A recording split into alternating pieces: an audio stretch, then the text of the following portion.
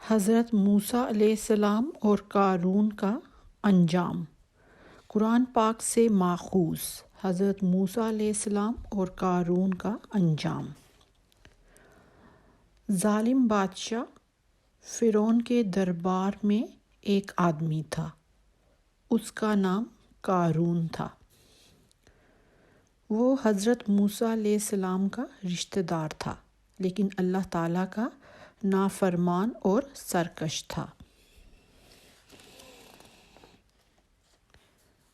اسے فرعون نے بنی اسرائیل کو غلام بنانے کے لیے اپنا وزیر بنایا ہوا تھا۔ وہ بنی اسرائیل کے لوگوں سے بہت زیادہ سود زبردستی لیتا اور انہیں غلام بنا لیتا۔ وہ جب اپنے محل میں جاتا تو دولت کو گن گن کر خوش ہوتا رہتا۔ اس کے پاس بہت دولت جمع ہو گئی، لیکن اس کا لالچ بڑھتا ہی رہا۔ یوں وہ متکبر اور ظالم بھی ہو گیا۔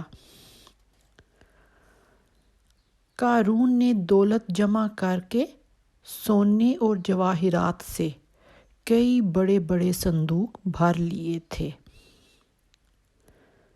جن کے تالوں کی چابیاں ہی بہت بھاری تھیں۔ ان چابیوں کو کئی طاقتور لوگ مل کر اٹھاتے۔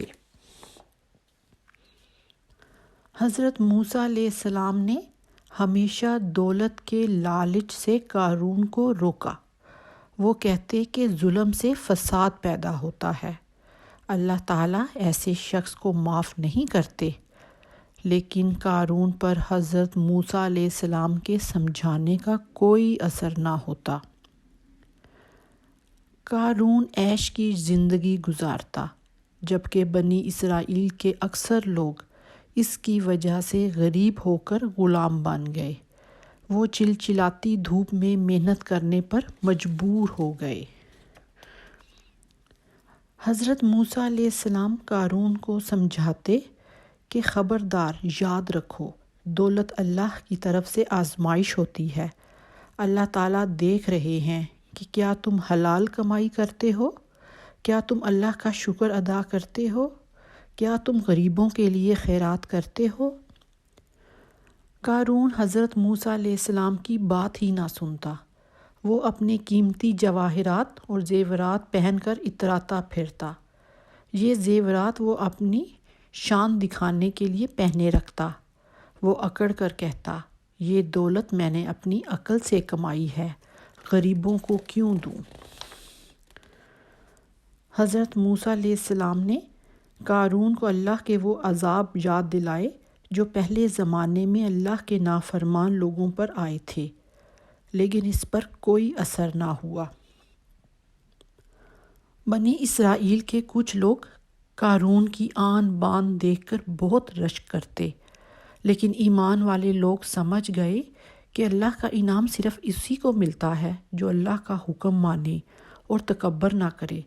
وہ سمجھ گئے کہ قارون کا انجام برا ہوگا۔ جب قارون فساد سے باز نہ آیا تو اس پر اللہ کا عذاب آ گیا۔ ایک شام خوفناک زلزلہ آیا، زمین ہلنے لگی۔ لوگ گھبرا کر گھروں سے باہر نکل آئے اور دیکھا کہ قارون کا محل اور خزانوں کے کمرے زمین میں دھنس رہے ہیں۔ قارون کی اتنی دولت اسے اللہ کے عذاب سے نہیں بچا سکی۔ لوگوں کی آنکھیں کھل گئیں اور انہوں نے اللہ کی نعمتوں کا شکر ادا کیا۔